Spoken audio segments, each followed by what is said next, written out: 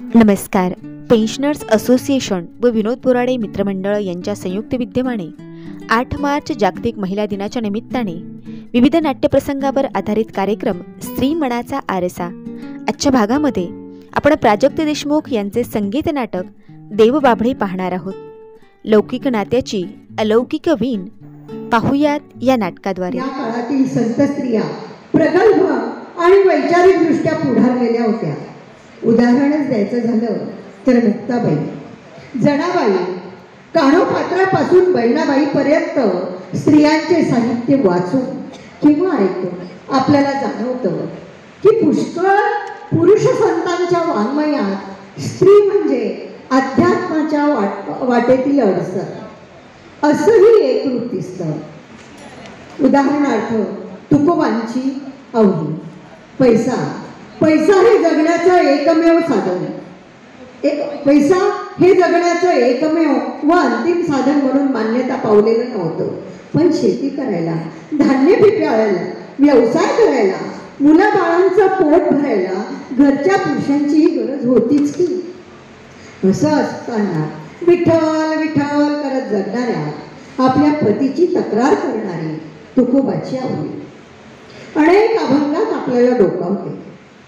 पुन्हा एकदा एक असामान्य पुरुषाची सामान्य पत्नी म्हणून दखल घ्यायला लावते. इसवी सन 2018 प्राजक्त देशमुख यांचं एक विलक्षण संगीत नाटक भद्रकाली या संस्थेने रंगमंचावर आणलं. त्याचंच नाव संगीत देवबाभळी. तुकारामाची अवनी, विठ्ठलाची रखुमाई यांच्या भेटीवरील हे नाटक. रखुमाई ही अवनीची स्त्री म्हणून, पत्नी म्हणून गुण तपासतात. पुन्हा एकदा एका प्रकारे हिमालयाच्या सावल्याच नाहीत का या? एवढ्या सगळ्या विभिन्न स्त्री जातीतल्या विभिन्न स्त्री प्रतिमा आणि त्यातील एक समान धागा कुठला व त्यातील गाभा काय? तर गाभा हा एकच, आत्मशोध,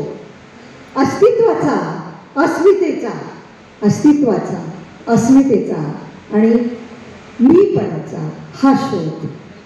काळ बदलला, संदर्भ बदलले, तरीही स्त्री अजूनही आहे तशीच आहे.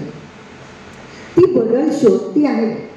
मग शोध आहे तिथे बदल हा आहेच की. नाविन्याची जाण ही हवीच की.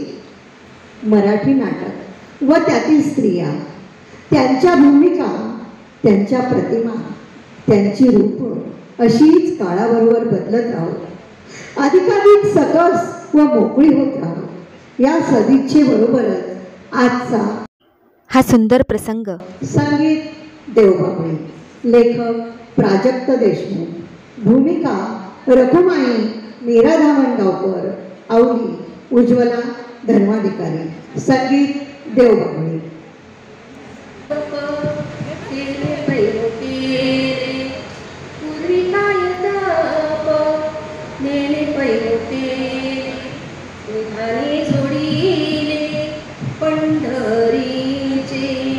निधाने जोडीले पंढरीचे, येवोनिया देव घड लागे अंगे, येवोनिया देव घड लागे अंगे.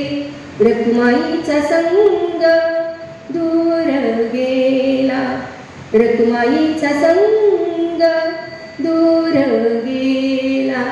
पूर्वी काय तप नेने पैओ केले.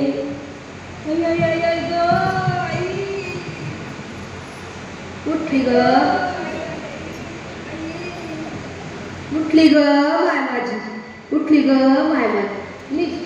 नीट शैली बाय माणसाला थोडा त्रास बघूया.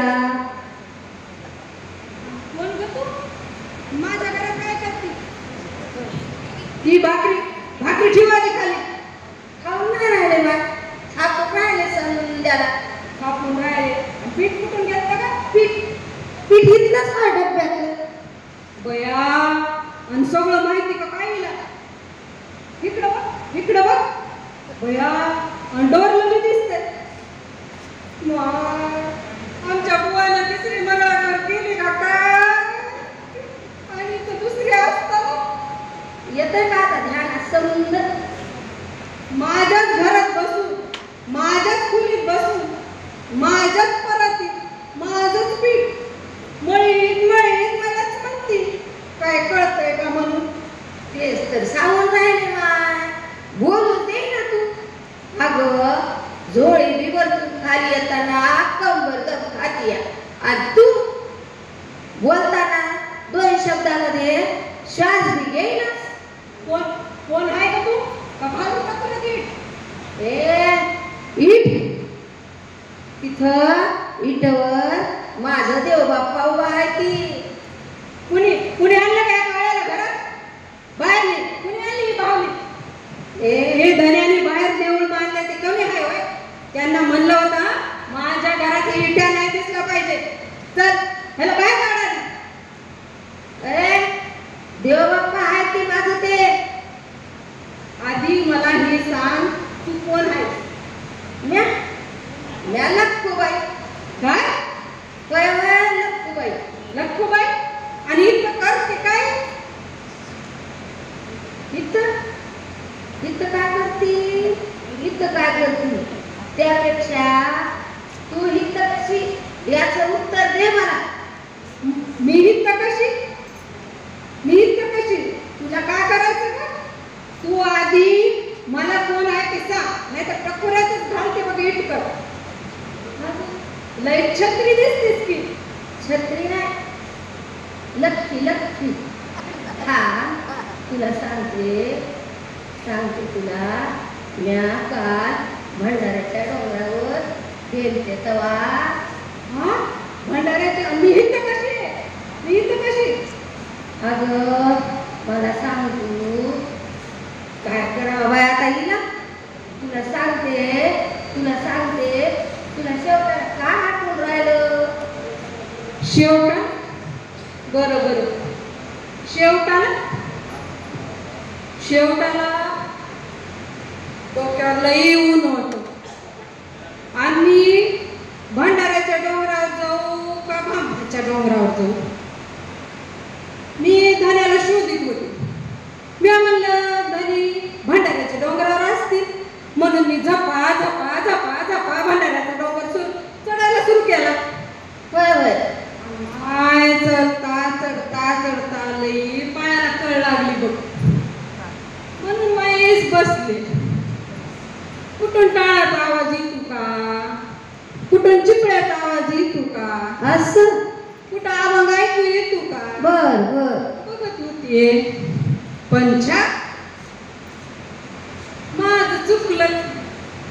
म्याकने भांगल्याच्या डोंगरावर जाया पाहिजे. पुढं काय झालं? म्हणून मी भांगल्याच्या डोंगरावर चालायला लागले.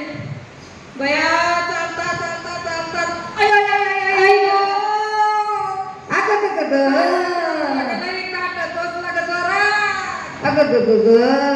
आणि काटाच्या पायावर पुढं? गेले. या काट्यात ती खडा पुढं काय झालं? या पायात बी लई खडा टोचला का. आणि काट्याचा पाय खाली ठेवला बघ. आणि धपकन पडले की ग. धपकन पडले बघ. पुढं काय झालं? काटा देव बाबळीचा कानांचा काटा काय समजू ना बघ. एवढा मोठा काटा माझ्या पायात बसला. ये काटा बी काळा होय त्या इटावर. ते तर माझा जीव घेतल्याशिवाय सोडणारच नाही. बाय जाऊ दे.